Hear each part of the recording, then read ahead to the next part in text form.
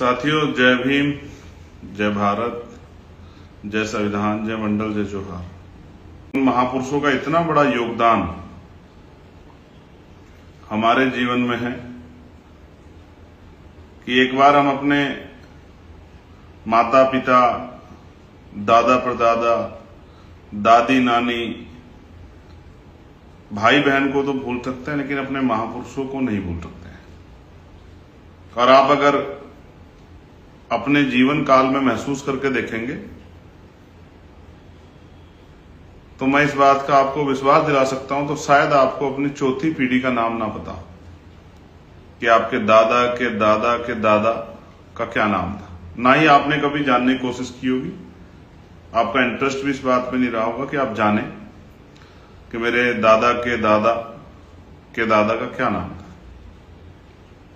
लेकिन हम उन महापुरुषों को जानते हैं जो हमारे जाति के आधार पर हमारी जाति में नहीं जन्मे, धर्म के आधार पर भी कई बार धार्मिक भी बड़ी विविधताएं हैं, मान्यताएं हैं। ना हमारी बस्ती के थे, ना हमारे गांव कस्बे के थे, ना जिले के थे, ना प्रदेश के थे। और जब अक्सर हम उनकी पुण्यतिथि पे या उनकी जयंती के अवसर पर जाते हैं, उनके उन स्थलों पे, जन्मस्थलियों पे, तो हजारों हजारों किलोमीटर का फासला हमें दिखाई देता है अपने घर से उनके घर तक। तो इसलिए मैं उन महापुरुषों को याद करता हूं जिनकी एक श्रृंखला है। जो नाम मैं लेता हूं वो नाम भी आप नोट करें। ये महापुरुष को जब तक हम नहीं पढ़ेंगे और उनके जीवन संघर्ष को नहीं पढ़ेंगे तब तक शायद हम मूवमेंट को नहीं चला सकते। और आज मुझे आपसे बहुत महत्वपूर्ण बातें करनी।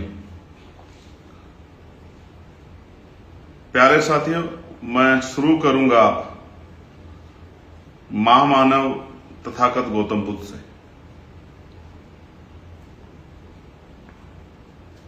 जिन्होंने राजकाज छोड़ा और जनता की परेशानियों को, उनके दुख को, उनके तकलीफों को कैसे कम किया जाए, इसके लिए सत्य की खोज में उन्होंने अपना जीवन यापन किया। और जब उन्हें सत्य की प्राप्ति हुई, ज्ञान की प्राप्ति हुई, तो उन्होंने लोगों को जागरूक करने का काम किया। असल पूरा आंदोलन ही खुद को जागरूक करने का नहीं है, पूरा आंदोलन ही महापुरुषों का खुद जागरूक होने का और लोगों को जागरूक करने का है। महामानव तथागत बुद्ध के बाद जगत गुरु सदगुरु रविदास जी महाराज, भगवान वाल्मीकि महाराज, गुरु नानक देव, संत कबीर, संत गाडगे जी महाराज, नारायणा गुरु, गुरु घासीदास। फिर आजाद भारत से पहले जो सामाजिक परिवर्तन का दोबारा आंदोलन जब चला ब्रिटिश शासन काल में, उसमें राष्ट्रपिता ज्योतिबा फूले, छत्रपति साहू जी महाराज, डॉक्टर बाबा साहब अम्बेडकर, महामना रामसु वर्मा, चौधरी महाराज सिंह भारती, सर छोटू राम, बाबू शिवदयाल चौरसिया, संत राम बी.ए. प्रजापति जी, मां उदा देवी पासी, मां झलकारी बाई, मां अवंतिका बाई लोधी,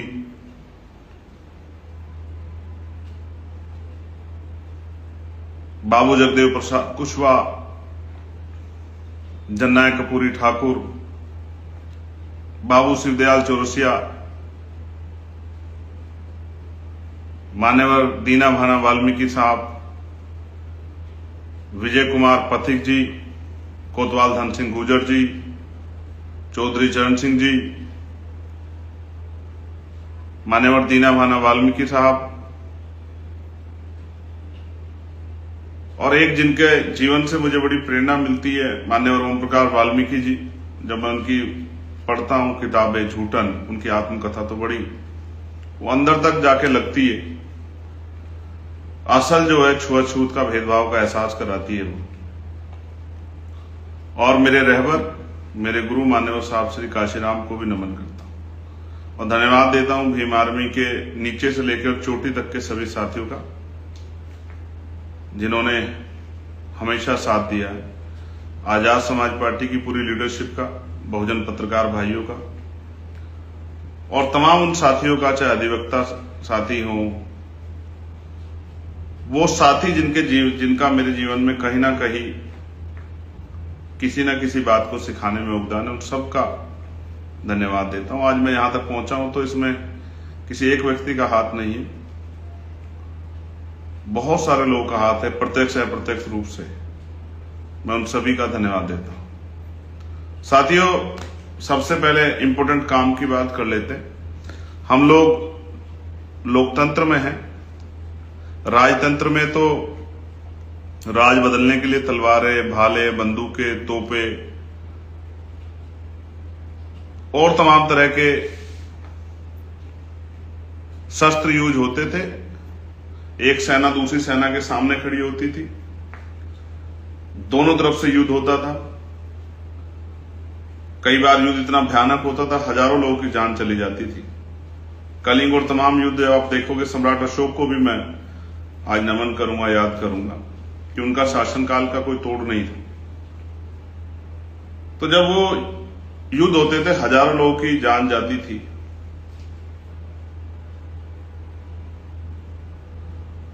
और उसमें बहुत सारी महिलाओं के सर से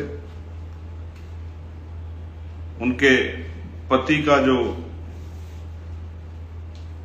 एक आशीर्वाद, प्यार था, वो हट जाता था। बहुत सारे बच्चे जो है उनके माँ बाप चले जाते थे, उनके पिता चले जाते थे। हालांकि हम लोग तो लोकतंत्र में पैदा हुए हैं, संविधानवादी भारत में पैदा हुए हैं, लेकिन जब हम हिस्ट्री को पढ़ते हैं तो ये सब चीजें हमें देखने सुनने को मिलती हैं, जानने को, पढ़ने को, सीखने को मिलती है और हमें हिस्ट्री का ज्ञान होता है। कई क्रांतियां हुई हैं, रूसी क्रांति, फ्रांस की क्रांति, बहुत सारी क्रांतियां भी हैं जिनको हम लोग पढ़ते हैं। भारत में अंग्रेजों के खिलाफ जब गदर शुरू हुआ, उसको भी हम लोग पढ़ते हैं। सामाजिक परिवर्तन के लिए किन किन महापुरुषों ने संघर्ष किया, इसके लिए उन महापुरुषों के नाम मैंने आपके सामने रखे। कुछ महापुरुषों के नाम जैसे माँ फूलन देवी, उनका भी एक संघर्ष है। माँ फातिमा शेख, माँ रमाबाई, माँ सावित्रीबाई फूले, इन वीरांगनाओं का, माओ का भी बहुत बड़ा योगदान है। और मैं तो अपनी माँ के योगदान को भी कम नहीं आंकता, उसका योगदान भी बहुत है। और उस तमाम हर माओ का योगदान है जिन माओ ने अपने बच्चों को इस आंदोलन के लिए प्रेरित किया, और जो पूर्व में जिन माओ ने अपने बच्चों को आंदोलन के लिए समर्पित किया। तो मैं बात कर रहा था राजतंत्र की। राजतंत्र में तो इसी तरह से, या फिर संधियां होती थी, किसी की बड़ी सेना होती, छोटी सेना वाला देश घबरा जाता था, वो हाथ जोड़ लेता था कि साहब हम आपके अधीन काम करेंगे। तो उनके ऊपर कुछ लगान, कुछ टैक्स और लगा के उनको सौंप देता था कि ठीक है चलाओ आप ही, लेकिन ये चीजें हमें देनी है। लेकिन आज हम राजतंत्र की जगह आज हम लोकतंत्र में हैं। राजतंत्र बदल गया। बाबा साहब अम्बेडकर ने जब वोटिंग राइट दिलाया तो कहा कि आज मैंने रानी का पेट चीर दिया है, आज के बाद राजा बैलेट बॉक्स से तैयार होगा, अपनी वोट से तैयार होगा। और जो काम बाबा साहब अम्बेडकर नहीं कर पाए थे पूर्ण रूप से, उसको आगे बढ़ाने का काम मान्यवर काशीराम साहब ने किया। और हम लोग ऋणी हैं उन महापुरुषों के जिन्होंने ये सारे संघर्ष किए। प्यारे साथियों, आज हम लोकतंत्र में हैं और लोकतंत्र में बहुत कुछ नहीं करना है। लोगों को जागरूक करके बटन दबाना या बैलेट पर मोहर लगाने के लिए तैयार करना, एक छोटा सा काम। सोचो अगर आज राजतंत्र होता और आपको राजकाज चाहिए होता और आपको तलवार चलानी पड़ती, बंदूक चलानी पड़ती, तोप चलानी पड़ती, भाले चलाना सीखने पड़ते, ये खरीदने पड़ते, सेना में भर्ती होना पड़ता, तो तब तो क्या होता।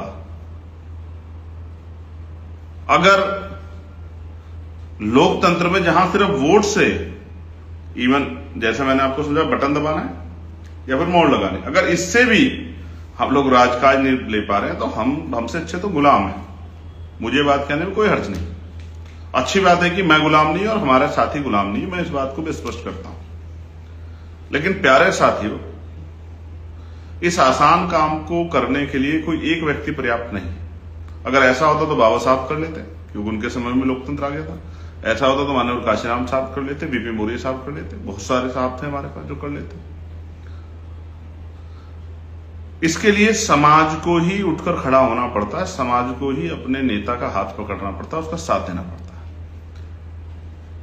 और समाज तक बात कैसे जाए उसके लिए संगठनात्मक शक्ति जरूरी है। तो मैं आपसे अपील कर रहा हूं, वर्तमान के हालातों को देखकर मैं मानता हूं कि हमें जो घोषणा मैंने 4-5 दिन पहले की थी, हमें वोट रक्षक बनाने, बूथ वॉरियर बनाने, वोट वॉरियर बनाने। एक वार्ड में, चाहे वो शहर का हो या गांव का हो, वार्ड में हमें,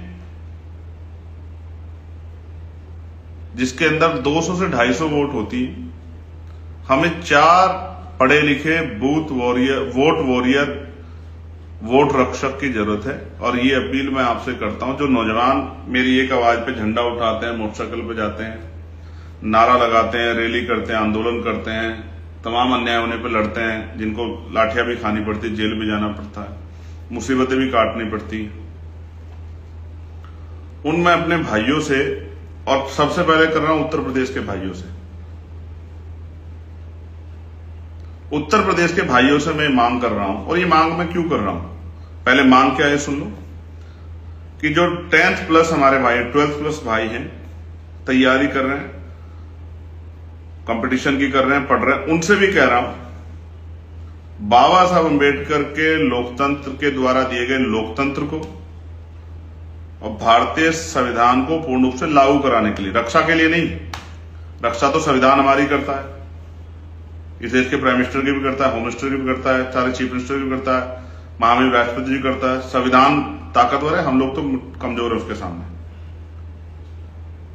वो संविधान जो देश की भी रक्षा करता है, जिसमें इंस्टीट्यूशन बने, जिसके अंदर सारी एजेंसियां हैं, जिसके अंदर बहुत शक्ति है, उसकी रक्षा के लिए नहीं कह रहा, उस संविधान को पूर्ण रूप से लागू कराने की।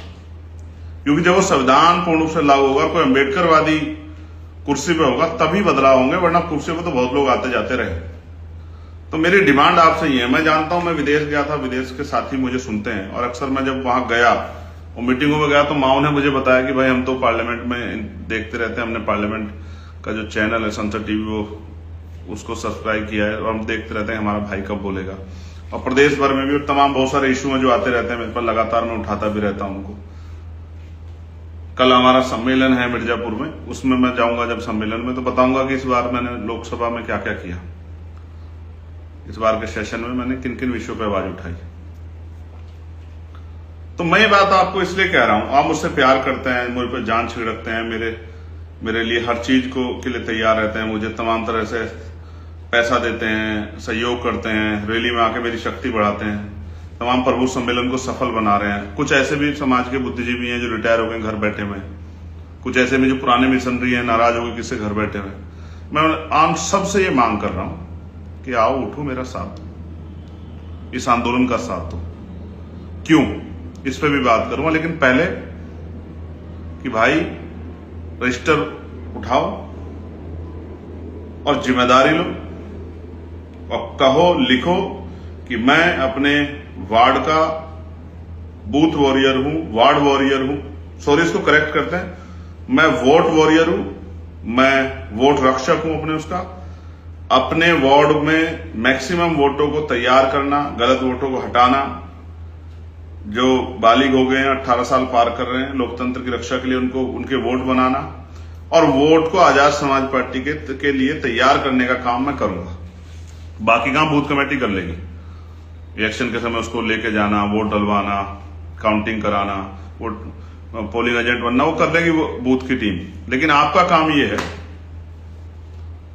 कि भाई आप उठो, डायरी बनाओ, अपने जिले के विधान, जिसका भी नंबर आपके पास, उसको बोलो कि भाई मैं यहां इस वार्ड में वोट वॉरियर हूं, मैं यहां काम करूंगा और अपने वोट को जिताकर तैयार करके इसकी सारी एक एक वोट की रखवाली करके मैं आपको दूंगा। बस ये मेरी आपसे डिमांड। क्यों?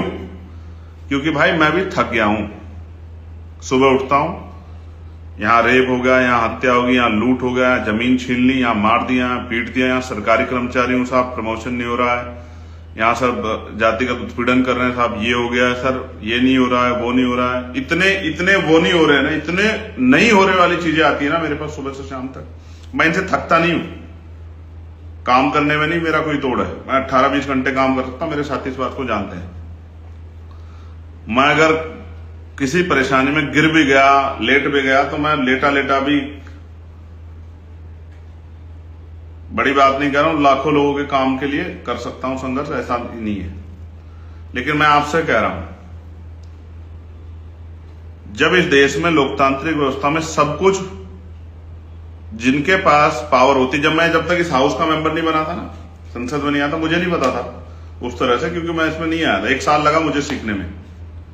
1 साल पूरा होने के बाद ये पहला सेशन है जिसमें मैंने देखा, जब मुझे समझ में आया कि यहां बैठ के बनती है विपक्ष। चाहे विपक्ष ने इस बार क्या किया, विपक्ष नारेबाजी करता रहा बेचारा, अपने मुद्दे के लिए एसआईआर पर चर्चा करा, लेकिन सरकार ने अपने जितने भी उनको जो है बिल थे उनको सबको पास करा लिया, जो करना चाहते थे उन्होंने कर लिया। तो ये जो सरकार में ये बनाते हैं कानून, पॉलिसी ये बनाते हैं कि अब पॉलिसी में कुछ भी आए, पेट्रोल के दाम, डीजल के दाम, GST, school, college, university, reservation और तमाम तरह की चीजें, पेट्रोलियम, तमाम जो भी कुछ हो रहा है देश में, जो कुछ भी हो रहा है, सब मिलिट्री, गवर्निंग, तमाम जो कुछ भी हो रहा है, किसको क्या मिलेगा, कहां मिलेगा, कितना मिलेगा, कहां नौकरी आएगी, कहां किसको पेंशन मिलेगी नहीं मिलेगी, और ओपीएस हो, तमाम जो कुछ भी हो रहा है देश में, केंद्र की सरकार यहां बैठ के बनाती है। और लोकतंत्र में जिनका वोट है उनका राज होना चाहिए। हम लोग क्या हैं ये अपने अंदर झांकना चाहिए, बहुजन समाज के लोग, एससी एसटी ओबीसी माइनॉरिटी के लोग को, मुस्लिम भाई को अपने गिरवान में झांक के देखना चाहिए कि हम क्या हैं और हम क्या बना पाए। प्यारे साथियों, बहुत जिम्मेदारी से कह रहा हूं, अभी रिजर्वेशन है, हक अधिकार है, संविधान सुरक्षित है, इस वजह से तमाम schedule caste, schedule tribe, backward के लोग नौकरी पर लग जाते हैं। जिस तरह निजीकरण हो रहा है, आगे कोई नौकरी नहीं आएगी। और फिर एक और मार अभी जिसकी तैयारी हो रही है, पहले वर्गीकरण करके हमें बांटने का प्रयास किया। हमें पता था कि एक साजिश है, हम चुप रहे और अपने लोगों से कहते रहे कि हमारे भाइयों की हिस्सेदारी का मामला है, हम नहीं लड़ेंगे। लेकिन हम अपने भाइयों को भी कह रहे थे साथ साथ कि देख लेना मिलेगा क्या, क्योंकि जब सरकारी नौकरी रहेगी तो आपको क्या देंगे बांट के वो, और अब वो कह रहे हैं क्रिमिनल लगाएंगे, उनसे तो लड़ लेंगे, आप उसकी चिंता मत करो। ये वचन है मेरा आप लोगों को। वो किस मंशा से ला रहे हैं, जो भी कानून आता है उसके पीछे एक मंशा होती है, और सुप्रीम कोर्ट जो कर रहा है उसकी तरफ हमारी निगाह है, ये बात याद रखें सब लोग। 2 अप्रैल तो छोटा आंदोलन था, उदाहरण बताऊंगा उसका। 2 अप्रैल से 4 गुना बड़ा आंदोलन होगा। ये मेरी चेतावनी भी है और ये मेरा निवेदन भी है आपसे सबसे कह रहा हूं, जो भी इसके पीछे है ना, ये जो करवा रहे हैं सरकार के लोगों, कोई भी हो, उन सबको कह रहा हूं, निवेदन करके कह रहा हूं, ये बात याद रखना। मेरा ये चैलेंज दिया है मैंने, ये आप सबको के अधिकारों की रक्षा के लिए। तो इसलिए मैं आपसे कह रहा हूं भाई, आप मुझसे बहुत उम्मीदें करते हैं। मैं आपको आज एक चीज और कह सकता हूं, मैं आपको ये नहीं कहूंगा कि 2000 रुपए दूंगा, मैं आपको ये नहीं कहूंगा कि आपको 5 किलो राशन दूंगा, नहीं कहूंगा, बिल्कुल नहीं कहूंगा। मैं ये नहीं कहूंगा आपको शराब दूंगा, ये नहीं कहूंगा आपको जो मिठाई दूंगा। लेकिन मैं एक वचन आपको देता हूं, अगर आजाद समाज पार्टी को आपने ताकत दी उत्तर प्रदेश के अंदर, तो 3, 4, 5 चीजें ऐसी हैं जो होंगी, और जो होंगी बस आप लिख लो कि होंगी, करेंगे। पहला, शिक्षा व्यवस्था ऐसी करेंगे कि गरीब और अमीर के बच्चों को बराबरी की शिक्षा मिलेगी, और गवर्नमेंट स्कूल ऐसा होगा कि प्राइवेट स्कूल में कोई जाएगा नहीं, और इतनी शानदार पढ़ाई कराएंगे। मैंने कहा ना, 2000 रुपए के लिए नहीं कहूंगा 2000 रुपए दूंगा, ये भी नहीं कहूंगा कि 5 किलो राशन दूंगा, लेकिन आपके बच्चों को ऐसी शिक्षा देंगे कि वो 50,000 रुपए की महीने की नौकरी करेगा, 40,000 रुपए की नौकरी करेगा, लाख रुपए की नौकरी करेगा। इतनी शानदार शिक्षा उसको देंगे, क्योंकि 2000 रुपए से गरीबी नहीं दूर होगी आपकी, 5 किलो राशन से गरीबी दूर नहीं होगी। बात ये जो है ना, आपको सिर्फ जो है वो कि किस तरह आपका जीवन पूरा हो जाए उसका काम नहीं कर रहे हम लोग। आपके बच्चों को और आपको स्वाभिमान सम्मान का जीवन मिले, सुख सुविधाएं मिले, आपको एहसास हो कि आप इस दुनिया में आए और आपने कुछ सुख सुविधाएं ली हैं, आपने इज्जत की जिंदगी ली है। मैं गारंटी देता हूं ऐसी शिक्षा व्यवस्था करेंगे, ऐसे स्कूल बनाएंगे कि 5 स्टार होटल भी उसके सामने हल्के नजर आएंगे। बच्चा जब बैठेगा तो पढ़ने का माहौल होगा, टीचर होंगे, हर विषय के टीचर होंगे, टीचर में स्टाफ में कोई कमी नहीं होगी और ऐसी पढ़ाई होगी कि लोग याद रखेंगे। इस तरह से लोगों को बच्चों को तैयार करेंगे कि स्पोर्ट की तरह उनको एजुकेशन में इंटरेस्ट आएगा, पढ़े लिखेंगे और नवाब बनेंगे, दुनिया में जाके नाम रोशन करेंगे, दुनिया के लिए एक चैलेंज क्रिएट कर देंगे, दुनिया की नौकरियां उनके चरणों में होगी, ये मैं आपको विश्वास दिलाता हूं। दूसरा, मेडिकल फैसिलिटी जो है, चिकित्सा व्यवस्था इतनी शानदार करेंगे, क्योंकि मेरे पिता ने मेरे हाथों में दम तोड़ा है और मैंने गोली खाई है। ऐसी शानदार करेंगे कि किसी गरीब की जान इलाज की कमी कारण नहीं जाएगी, मेरा आपका वचन है। गवर्नमेंट हॉस्पिटल को इस तरह तैयार करेंगे, वहां डॉक्टर भी मिलेगा, दवाई भी मिलेगी, इलाज भी अच्छा होगा, सारे टेस्ट भी होंगे, सारी मशीनें वहां होंगी, सुविधा भी आएंगी, साफ सफाई भी होगी, बिल्डिंग भी अच्छी होगी, शानदार व्यवस्था होगी। एक ही डॉक्टर बैठ के सारी बीमारियों का इलाज नहीं करेगा, अलग अलग बीमारियों के लिए अलग अलग डॉक्टर की व्यवस्था होगी, डॉक्टर को कमी नहीं होगी, स्टाफ की। ये मेरा आपको वचन है। तीसरा, नौजवानों को, पढ़े लिखे नौजवानों को रोजगार देने में कोई कमी नहीं करेंगे, किसी को सरकारी देंगे, प्राइवेट देंगे, खेती करने वाले किसानों को उनकी आमदनी बराबर करके देंगे, आमदनी से ज्यादा पैसे देंगे उनको।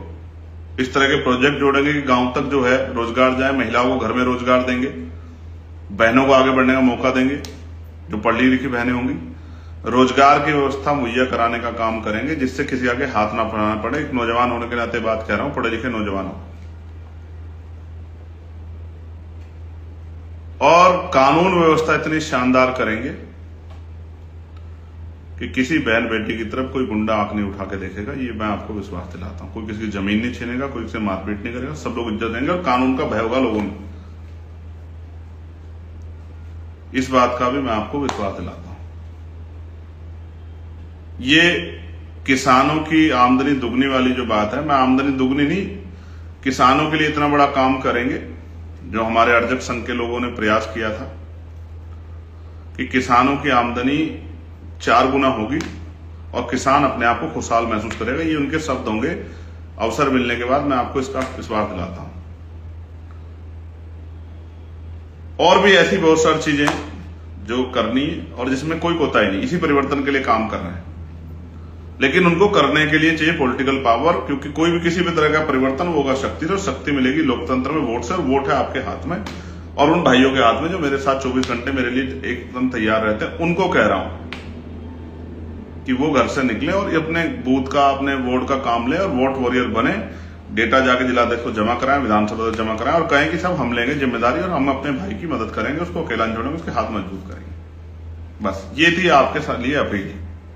और बाकी काम छोड़ दो अपनी इस टीम पे, अपने इन भाइयों पे। ये काम आप कर दो, बाकी हमारे ऊपर छोड़ दो। एक बहुत इंपॉर्टेंट घोषणा ये है,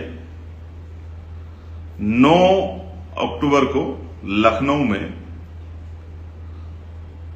हमारे बहुजन समाज के, जो ओबीसी समाज के जो भाई हैं, उनके लिए अधिकार सम्मेलन हम लोग जो है लखनऊ में करेंगे। जैसे अभी हमने मुस्लिम संवाद का कार्यक्रम रखा था, उनके विषयों को सुनने के लिए और उन पे कैसे काम करना है।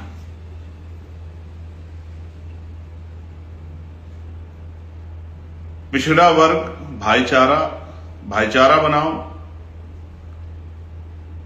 अस्तित्व बचाओ, अधिकार सम्मेलन 9 अक्टूबर को लखनऊ में होगा, आजाद समाज पार्टी के तत्वाधान में। जैसे अभी ये प्रभु सम्मेलन हो रहे हैं, उसी तरह से दोबारा बता रहा हूं, 9 अक्टूबर 2025 लखनऊ।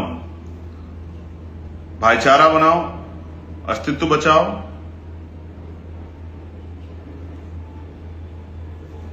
पिछड़ा वर्ग अधिकार सम्मेलन लखनऊ।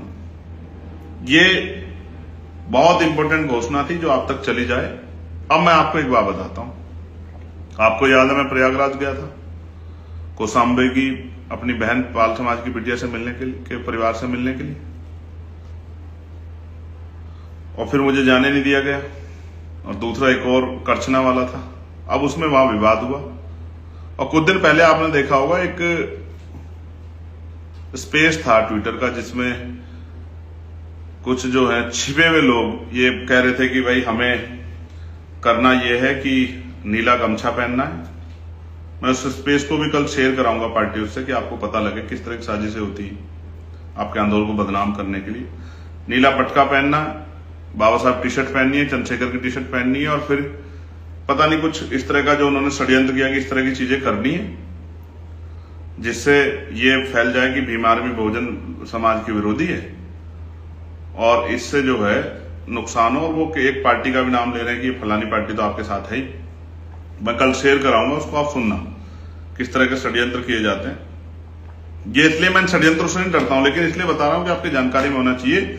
इसलिए मैं बार बार कह रहा था कि करछना में जिन लोगों ने हमला किया, जिन लोगों ने इस तरह की हिंसा की, हमारे लोग नहीं थे। हमारे लोग तो सीधे सच्चे लोग, वो इस तरह काम नहीं करते, वो संविधान कानून को मानने वाले। और मैं आपसे अपील भी करता हूं, कानून को किसी भी कीमत पे अपने हाथ में नहीं लेना है, बिल्कुल नहीं लेना है। क्योंकि जो जिनसे हम लोग अधिकार मांग रहे हैं वो कर्मचारी भी हमारे ही समाज के, इसी समाज के जहां हम रहते हैं, हमारे प्रदेश के ही अधिकारी कर्मचारी लोग हैं। उनसे लड़ाई करना उचित नहीं है और उनसे लड़ाई करके हमें कुछ मिलेगा भी नहीं। इसलिए हमें किसी भी कीमत पे कानून को हाथ में लेना है।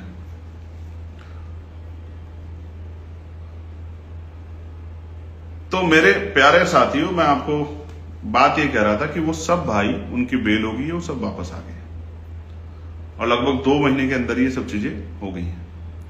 क्योंकि जब ये हुआ था तो बहुत लोगों ने आलोचना की, क्योंकि मौका ढूंढते रहते हैं कुछ तो, कि कोई मौका मिल जाए चंद्रशेखर को, आजाद समाज पार्टी, भीम आर्मी को बुरा भला कहने का, कि भाई इतने लोगों का जीवन बर्बाद हो गया, जेल चले गए, ये हो गया, वो हो गया, फलाना हो गया, ऐसा हो गया, वैसा हो गया, ये तो जेल भिजवा दिए। मैं आपको क्या कहता था हमेशा, जब मैं जेल में था तो मैं धन्यवाद करूंगा, मेरा समाज ने बहुत साथ दिया। लेकिन जब मैं बाहर हूं तो किसी के साथ अन्याय नहीं होगा, कोई घटना हो जाती है, इस बात का मैं आपको हमेशा से मैंने आपको कहा कि आप बेफिक्र रहो। मैं अपने अधिवक्ता साथियों को धन्यवाद दूंगा जिन्होंने दिन रात एक की उस मामले में। लेकिन आपके लिए खुशी की बात यह है और विरोधियों के लिए दुख की बात यह है कि उनको आलोचना करने का ज्यादा मौका नहीं मिलना इस विषय पे। वो सारे भाई अपने परिवारों के बीच आ गए और 13 सितंबर को वहां कार्यक्रम है और उस कार्यक्रम में मैं जाऊंगा, अपने सारे भाइयों से मिलूंगा। प्रयागराज का जो सम्मेलन था, प्रभु सम्मेलन, मैंने उसको कह दिया था कि जब तक हमारे भाई बाहर नहीं आएंगे मैं सम्मेलन नहीं करूंगा। अब वो सम्मेलन 13 सितंबर को है और 13 सितंबर के सम्मेलन में मैं जाऊंगा और अपने उन सारे भाइयों से मिलूंगा जो जेल गए थे। मुझे बड़ी खुशी है दिल से कि वो सब आज अपने परिवारों के बीच में, और जो अन्याय जुल्म उन पे हुआ, उनके ऊपर पड़ी एक एक लाठी मेरे ऊपर पड़ी है, उसका हिसाब मैं सूद समेत करूंगा। पुलिस के भाइयों से नहीं, उन षड्यंत्रकारियों से जिन लोगों ने षड्यंत्र करके ये साजिश की। मैं इसका आपको विश्वास दिलाता हूं। मुझे आज दिल से खुशी, बहुत कम मौके होते हैं मेरे को खुश होने के, आज मैं दिल से खुश हूं। मैं अधिवक्ता साथियों का, अपनी लीगल सेल जो उत्तर प्रदेश की टीम है, उस पूरी टीम का धन्यवाद करता हूं, वहां के सब साथियों का धन्यवाद करता हूं, क्योंकि वो बच्चे निर्दोष ही थे। उनको पकड़ के सिर्फ इसलिए बंद कर दिया गया था कि वो शेड्यूल कास्ट के बच्चे थे,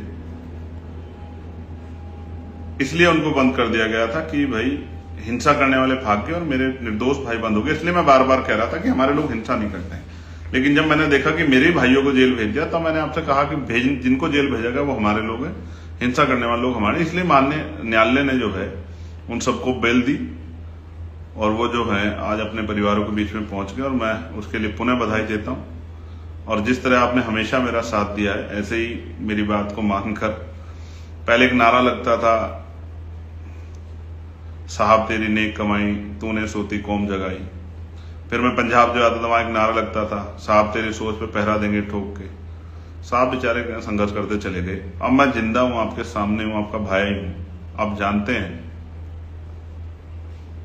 कि भाई मैं आपसे साथ मांग रहा हूं, इसलिए कि इस गरीबी, बेबसी, लाचारी, तमाम तरह की अपमानित जो जीवन जीने का के लिए हम लोग मजबूर, उसको खत्म करके इज्जत सम्मान की जिंदगी, सुख सुविधाओं की जिंदगी के लिए बाबा साहब अम्बेडकर के सपने को पूरा करने के लिए, महापुरुषों के सपने को पूरा करने के लिए। तो 3-4 बातें।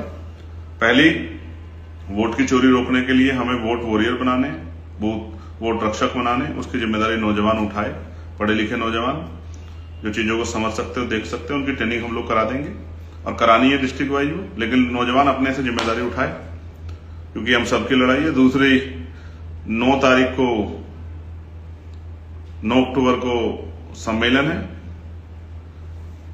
अस्तित्व बचाओ, भाईचारा बनाओ, अस्तित्व बचाओ, पिछड़ा वर्ग अधिकार सम्मेलन। और तीसरी, जो भाई जेल गए थे वो सब आज हमारे बीच में, मुझे दिल से खुशी है, मैं आपको मुबारकबाद देता हूं, बधाई देता हूं, लीगल सेल की टीम को धन्यवाद। आपने मुझे सुना, इतना प्यार आपका हमेशा मुझे मिलता है, इसके लिए आपका व्यवहार प्रकट करता हूं। एक विश्वास आपको जरूर आज जाते हुए दिलाना चाहता हूं खत्म करने से पहले। जब मैं 4 जून को जीता था तो आपके अंदर